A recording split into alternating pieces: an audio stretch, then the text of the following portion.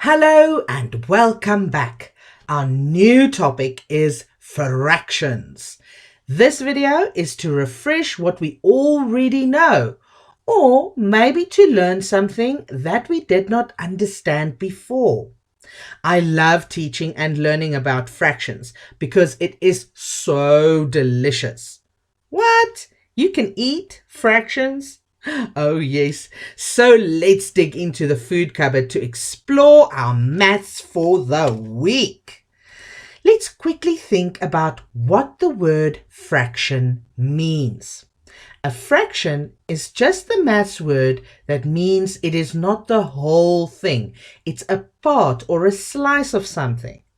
You might have heard in advertisements that you can buy items at a fraction of the price. That means that you don't pay the full price. The item is now cheaper because you only have to pay a smaller part of the price. Another example is microwave ovens. Microwave technology allows us to cook food at a fraction of the time we used to do in the past. Where it might have taken a long time to cook food on the stove, now, using microwaves, we cook food in a shorter or a smaller amount of time.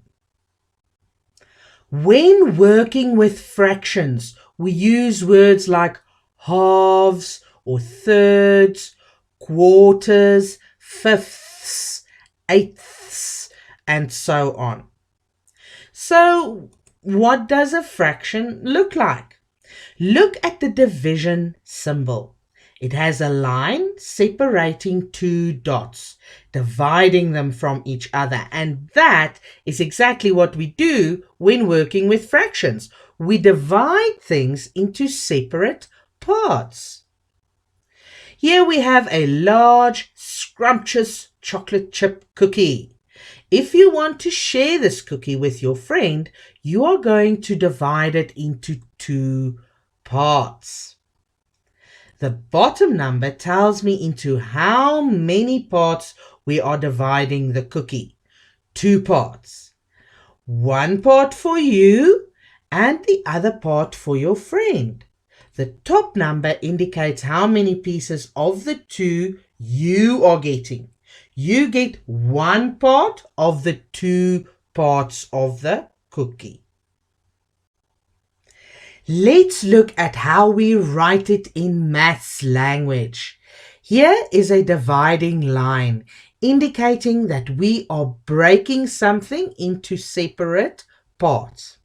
At the bottom is a number that tells me into how many parts I'm dividing the item I'm working with. The bottom number is called the denominator. The top number is called the numerator, and it shows how many of the parts we are talking about. Here we have one whole donut. It is still whole. We have not cut it into pieces. So how many parts of the donut do we see? 1. How many parts of the donut are we working with? 1. But if I cut this donut into parts, let's say we cut it into 4 parts. Each part is a quarter. 1 part of the 4 to make it a whole donut. In maths language, it will look like this. 1 whole donut divided by 4. If I take my one thing and I cut it into 4 pieces, I will get quarters or 1/4. Good, so let's apply our knowledge of fractions.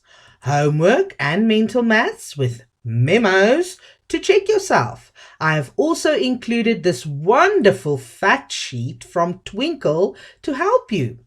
See you next time when we will dive deeper into this topic. Stay sharp.